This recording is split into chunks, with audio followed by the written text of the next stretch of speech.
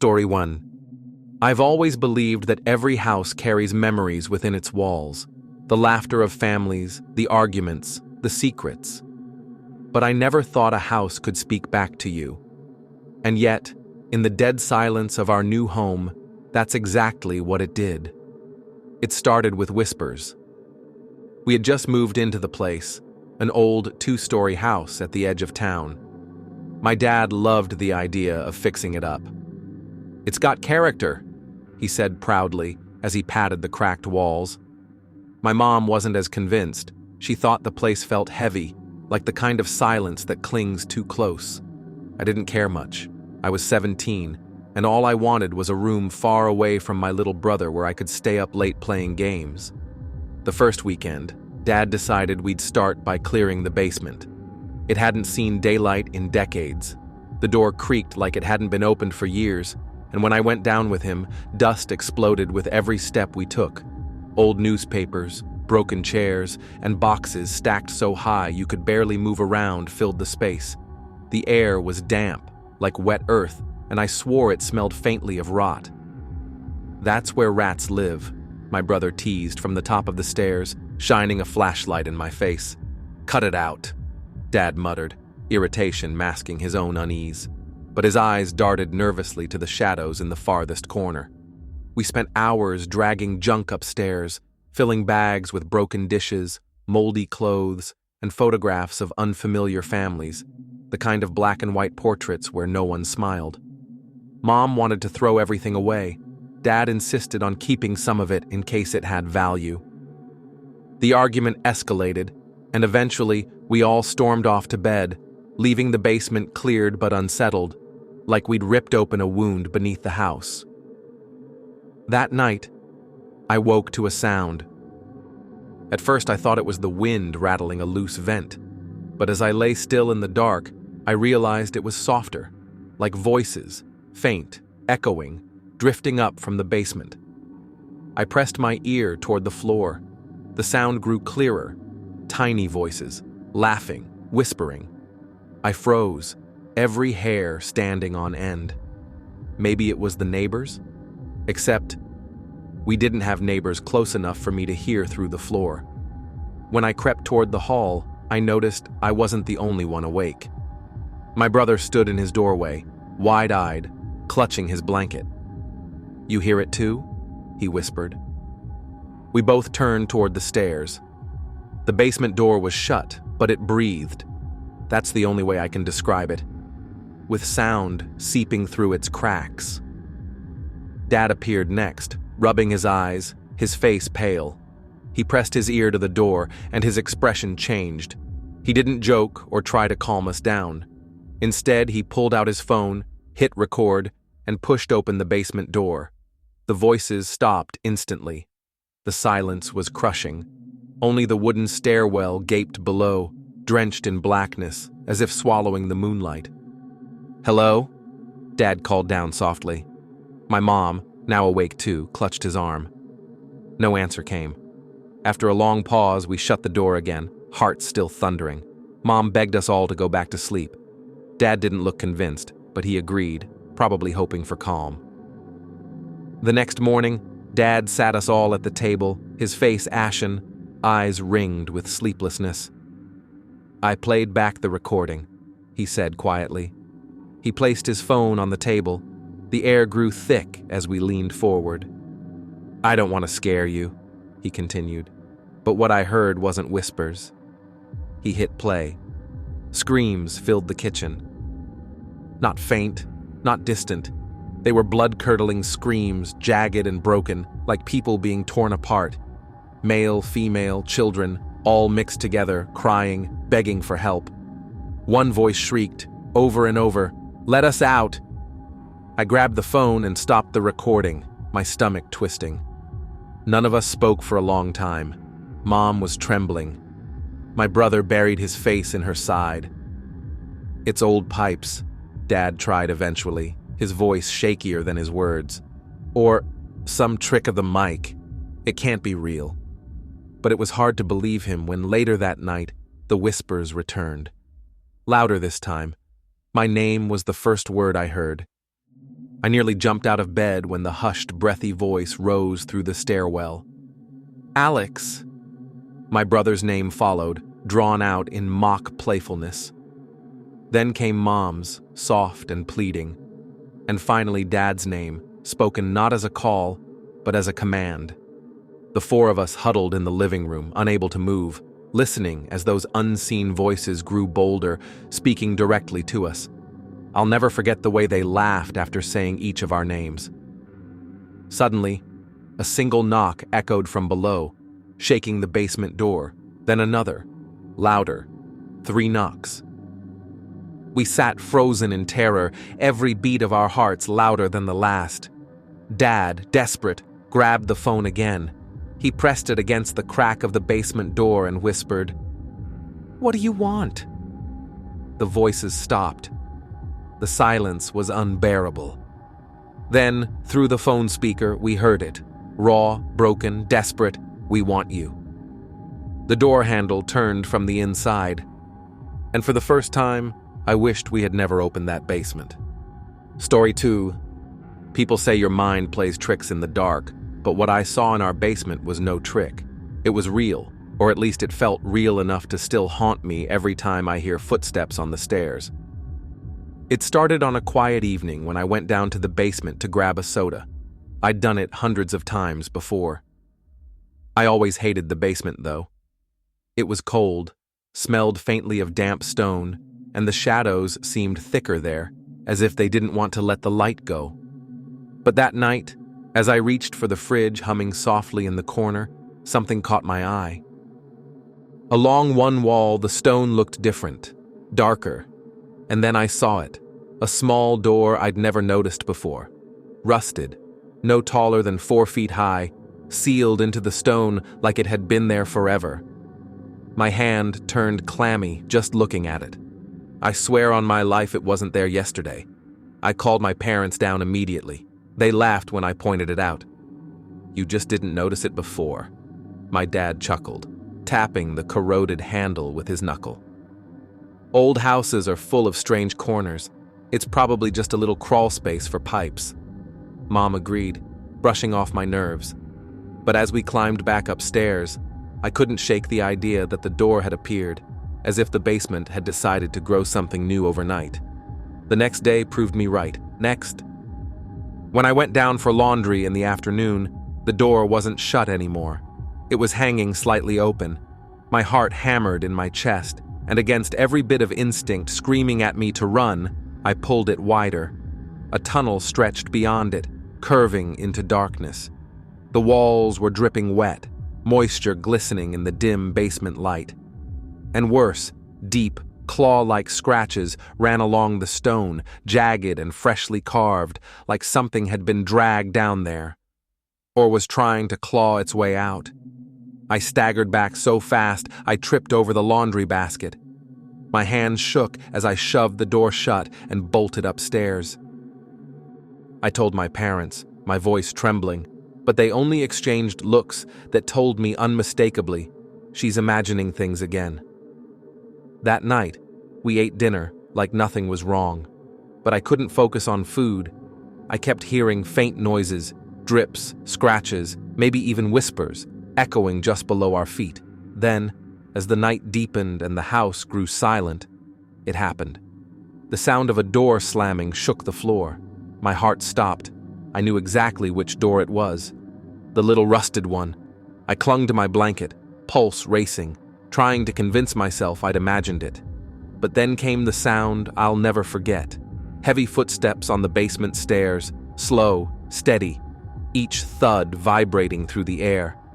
I sat frozen on my bed, eyes wide, staring at the closed door to my room. The steps reached the top of the basement stairs, stopped for a moment, and then nothing. No one came up.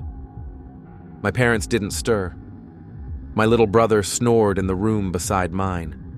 It was like I was the only one the footsteps wanted to hear. The next day, I refused to go near the basement. My parents teased me, said I'd been watching too many scary movies. But Dad went down himself, just to prove there was nothing. When he came back up, he was pale. "What's wrong?" I asked. He shook his head quickly. "Nothing. Nothing at all. Just an empty crawl space." He was lying. I could see it in his face. But Mom gave him a look that said, "Don't scare the kids." For 2 nights, things were quiet. Too quiet.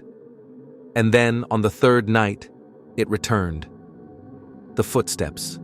Loud, deliberate, heavier this time. Up the stairs again, pausing at the top. My bedroom door rattled softly like someone was testing it. I couldn't take it anymore.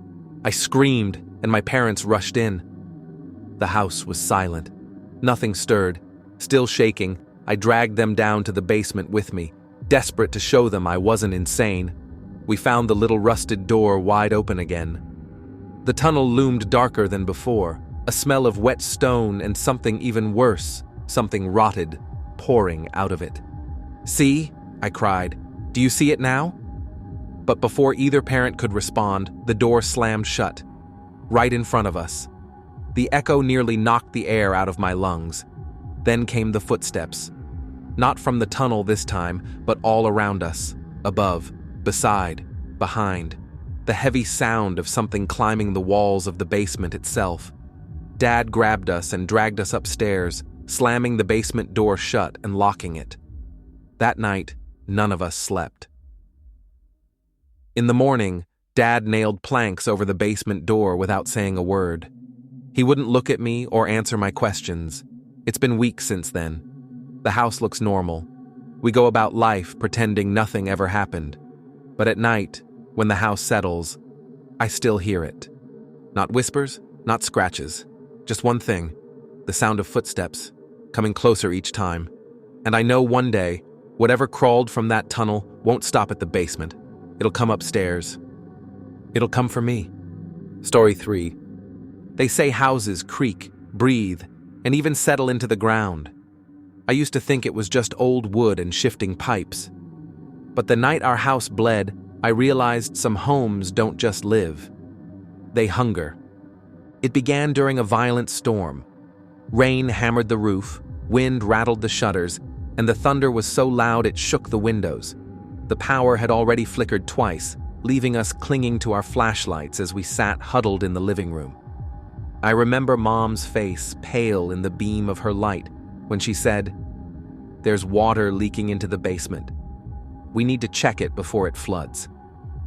Dad grabbed one flashlight. I took another, and reluctantly we crept downstairs. My little brother followed close behind, shivering more from fear than from cold. The basement always felt wrong to me, like the air pressed against your skin, thick and wet. When we reached the bottom, the smell hit us first. Sharp, metallic, foul. It struck my nose in a way rainwater never could. The beam of my flashlight swept across the far wall. My throat tightened. It wasn't water trickling down. Thick, red liquid oozed from the cracks, running in uneven trails down the concrete.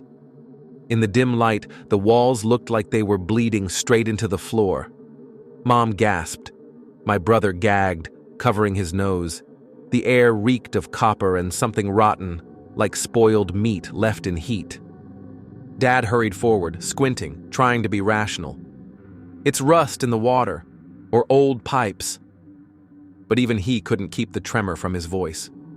With trembling hands, he touched his fingers to the wall. The goo stuck, dark and sticky. He pulled away quickly, panicked at his own bravery. We didn't know what to do, so we tried to clean it. Scrubbing with rags, spraying cleaner, anything. But the more we rubbed, the worse it got. The stains didn't fade. They spread. Thin crimson lines crawled along the wall, branching like veins, pulsing as though alive beneath the concrete.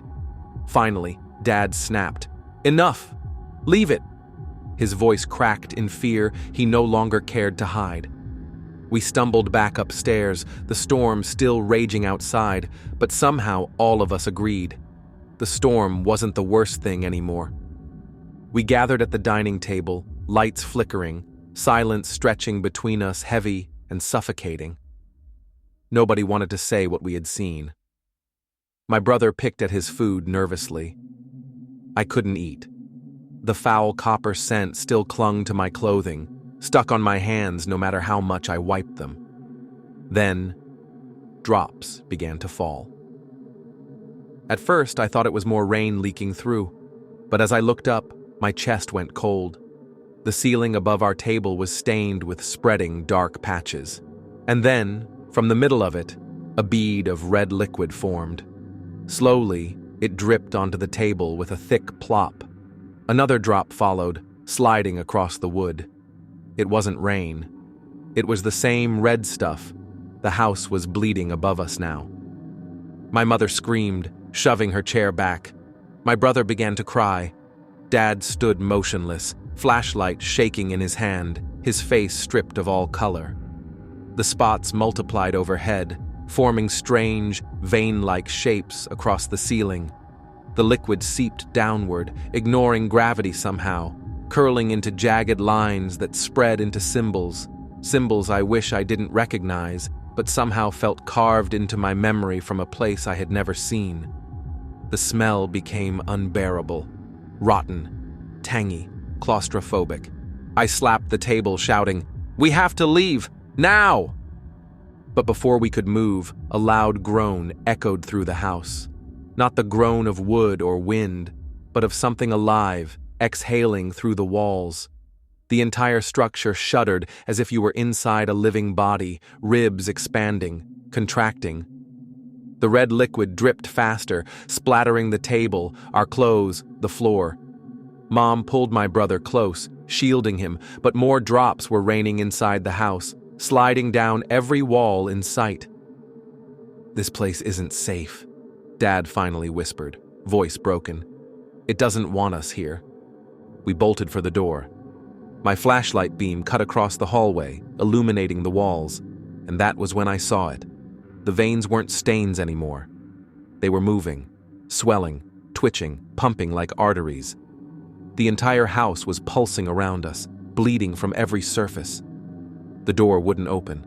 No matter how hard Dad tugged and twisted, it wouldn't budge. The windows slammed themselves shut as if welded.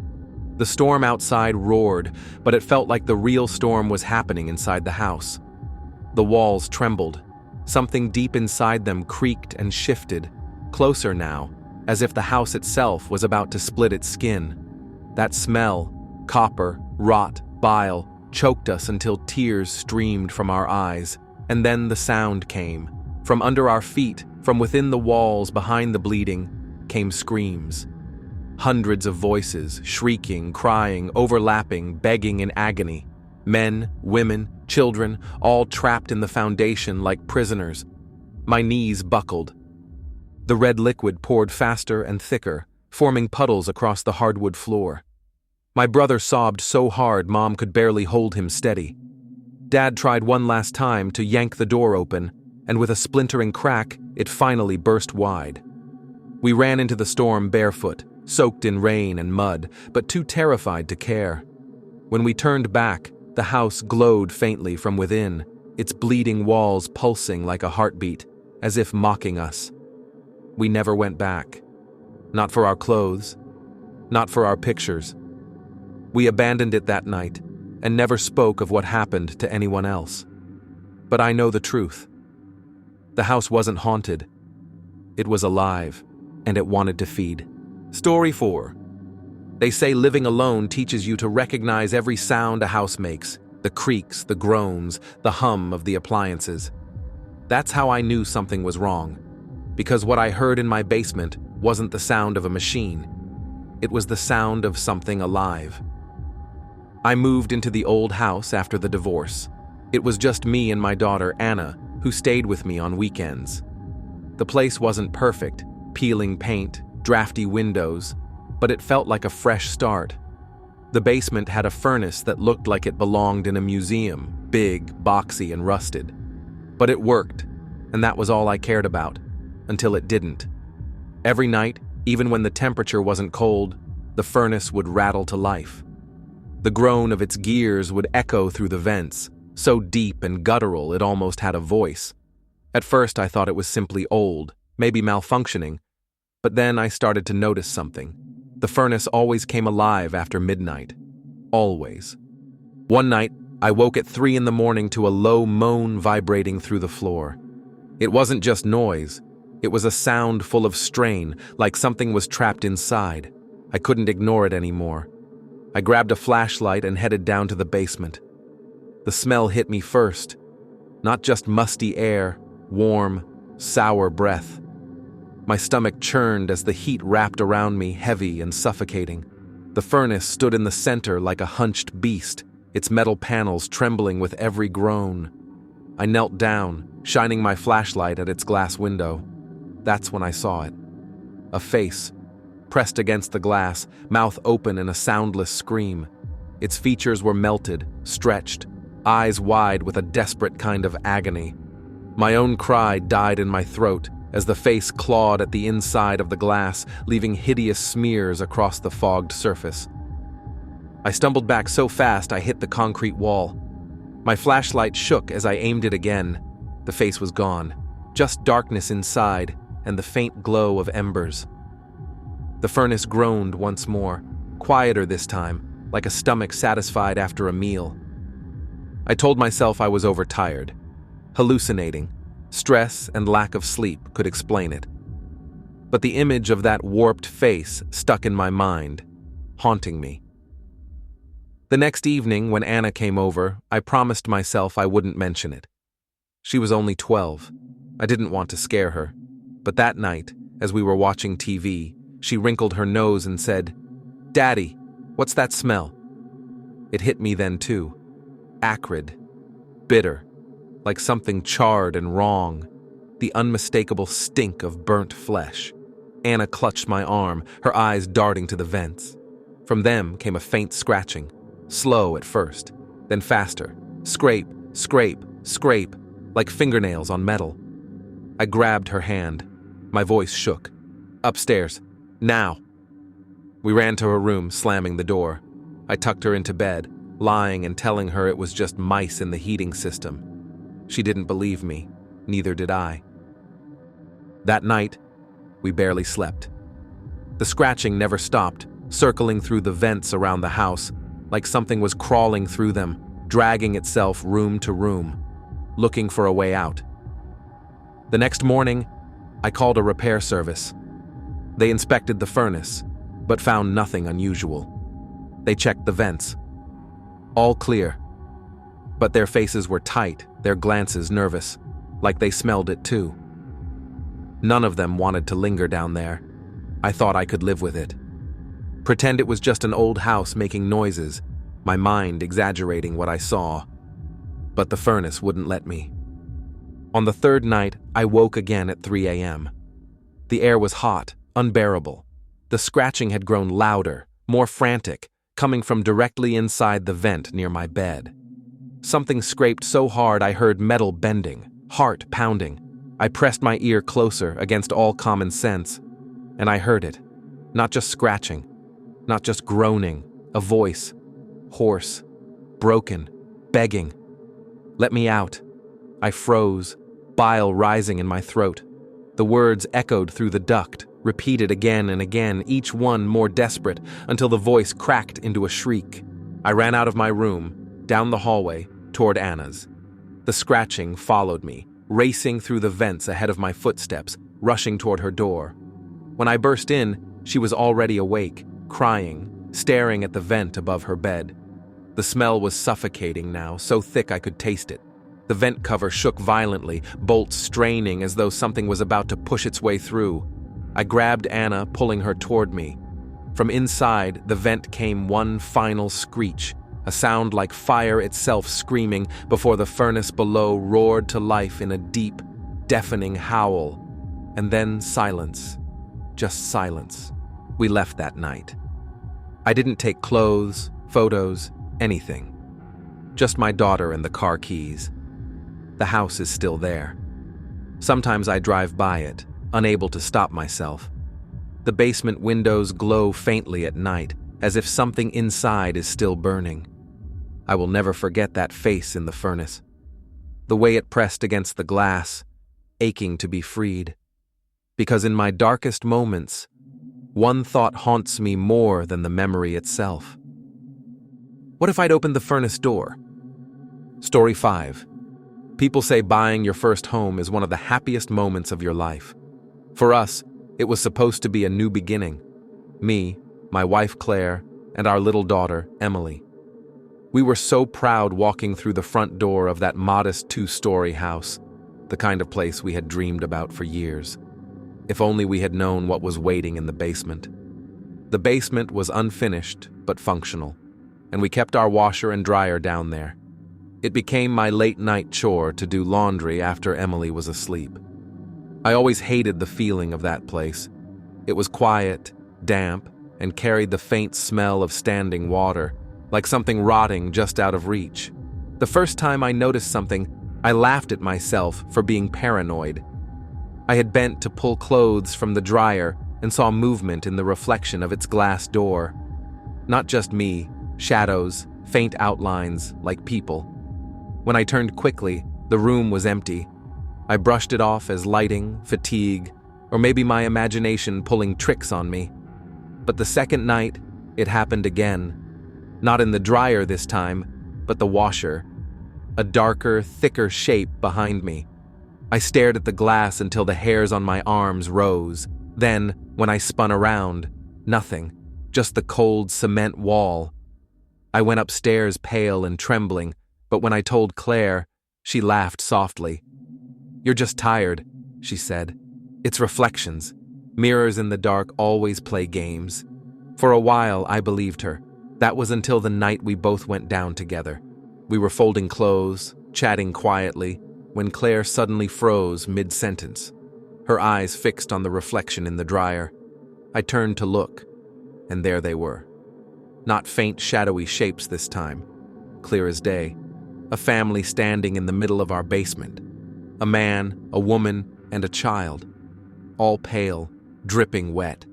Their clothes hung heavy with water, puddling around them though the concrete below stayed dry.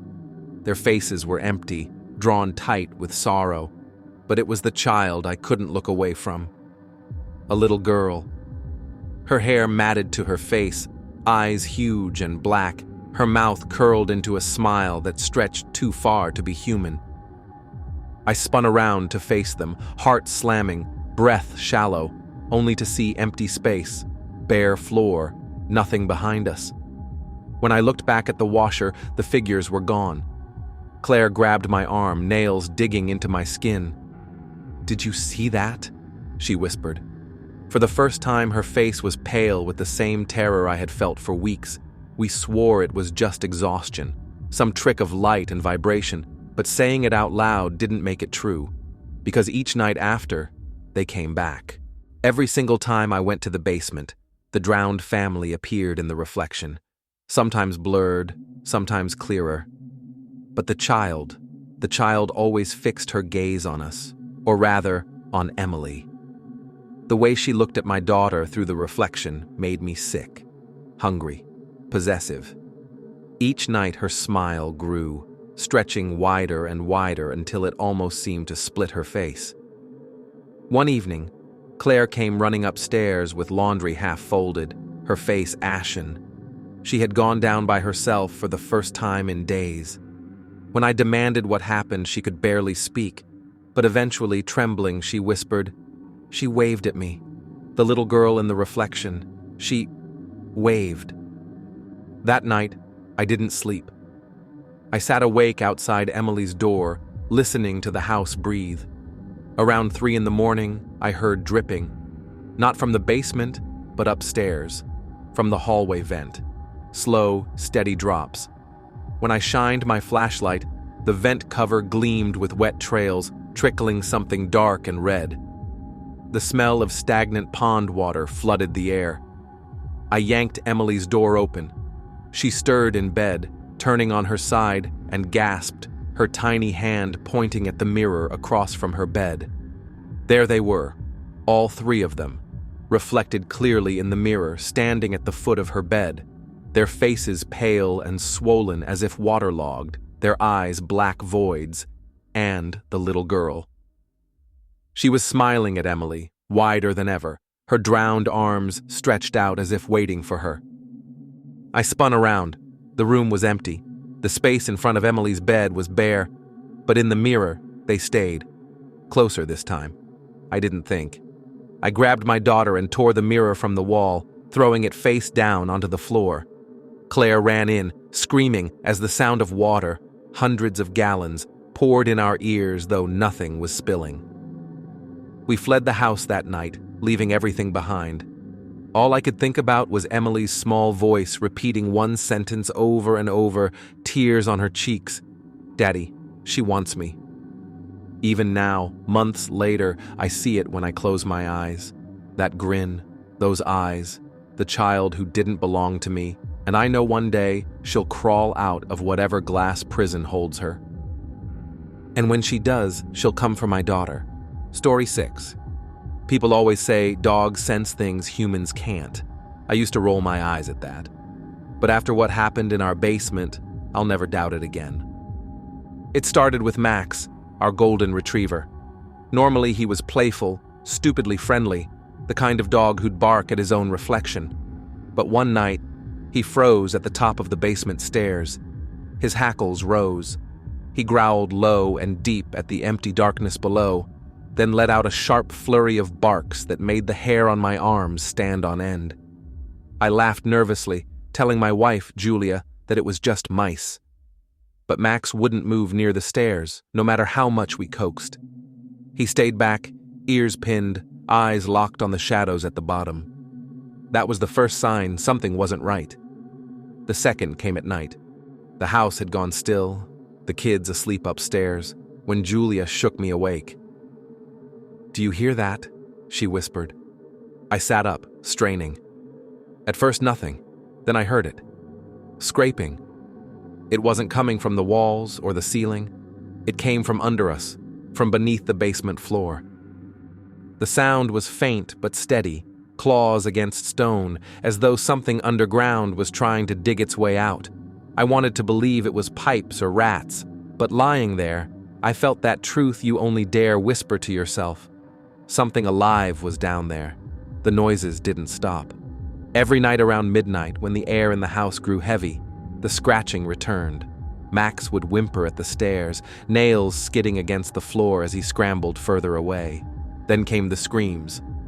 At first, I thought they were part of a dream. Faint, muffled, guttural cries rising from the basement like voices drowned in soil. But Julia heard them too. I found her one night, standing barefoot in the hall, sobbing silently, hands clamped over her mouth. "Tell me you hear it too," she begged. And I did. The screams grew louder each night. Some were high-pitched, others low and broken, pleading, crying, begging us to open something. A week later, my resolve snapped. I couldn't live above those voices anymore. Couldn't let my children hear the rotting sadness bleeding from the floorboards at night. "I'm tearing it open," I told Julia. She begged me not to, but the sound of sobbing beneath us was unbearable. It was like the house itself was grieving. I grabbed my tools, dragged them into the basement, and began to hammer at the concrete floor. With each swing, the scratching below grew more violent, like nails raking frantically just inches under me. My hammer cracked through layers until the floor gave way, not to dirt, but to something far worse. A hollow, damp echo rose up from below. My flashlight beam fell through a jagged hole. Beneath the concrete, hidden for God knows how long, was a layer of rotting wooden planks. The smell that burst from the gap made my stomach turn, sour, decayed, heavy with mold. I gagged, covering my mouth, and then the voices screamed. Not muffled now. They ripped through the basement, louder than human throat should allow. Cries of agony, layered on top of each other, hundreds of them, shaking the wood beneath my feet. The planks trembled, bowing upward as if something beneath them was pushing, desperate to break free. I stumbled back, my hammer clattering across the floor. "Stop, John!" Julia screamed from the stairs, her voice trembling with terror. "Don't you see? You're letting it out!" But I couldn't look away. Shapes flickered beneath the gaps in the boards, dark, writhing shadows pressed against the rotted wood. Fingers. I swear I saw fingers, blackened and skeletal, clawing at the cracks, leaving splinters raining up through the holes. Max went insane, barking so violently upstairs it sounded like he was choking. The boards buckled hard, a jagged split opening wide enough for my flashlight to illuminate what was inside. My blood turned to ice. It wasn't dirt, it wasn't stone, it was faces.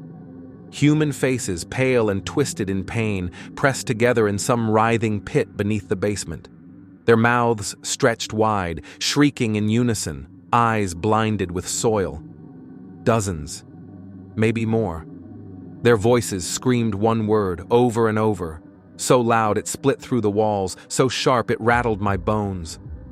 Free! The boards cracked louder, splinters flying, nails popping. They were about to break through. Panic surged through me. I stumbled forward, snatching the hammer, and instead of widening the hole, I began to smash it shut. My arms shook as I broke the fragile edges, collapsing stone and debris back down onto the rotten planks. Every strike muffled the screams, fading them bit by bit until my arms ached from the weight of silence. When I finally stopped, the floor was sealed with rubble. The voices had gone quiet. The air was deathly still, save for my own panting. We moved our kids out of the house that night. We never went back, not even for our belongings. But sometimes, I hear them anyway, scratching below sidewalks, behind walls in hotels, in the silence of parking garages.